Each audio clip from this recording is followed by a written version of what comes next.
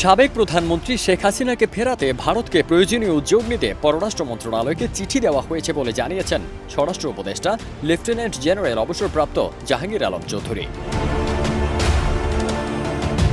ওয়ালটনের পণ্য কিনে জিতে নিতে পারেন নগদ 20 লক্ষ টাকা। Double million offer! Walton fridge কিনে পেতে পারেন 20 লক্ষ টাকা। রয়েছে কোটি কোটি টাকার নিশ্চিত উপহার।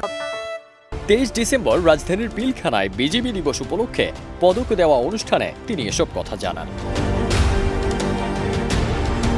স্বরাষ্ট্র উপদেষ্টা বলেন, শেখ হাসিনাকে ফেরাতে ভারতের সঙ্গে যোগাযোগের জন্য প্রয়োজনীয় উদ্যোগ নিতে পররাষ্ট্র মন্ত্রণালয়কে চিঠি দেওয়া হয়েছে। বন্দী প্রত্যর্পণ চুক্তি অনুযায়ী তাকে ফেরানো যাবে। এ সময় বিডিআর বিদ্রোহের ঘটনায় তদন্ত কমিশনও গঠন করা হয়েছে।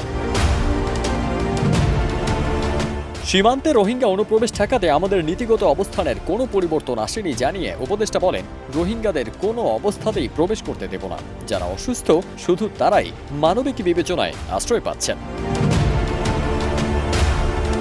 তিনি আরও বলেন, পররাষ্ট্র উপদেষ্টা 2 মাসের মধ্যে 60,000 রোহিঙ্গা প্রবেশের যে কথা বলেছেন সেটা স্লিপ অফ টাং। 2 মাসে নয়, গত 1.5 থেকে 2 বছরের মধ্যে 60,000 প্রবেশ করেছে। ফারদিন সানি, দেশ রূপান্তর।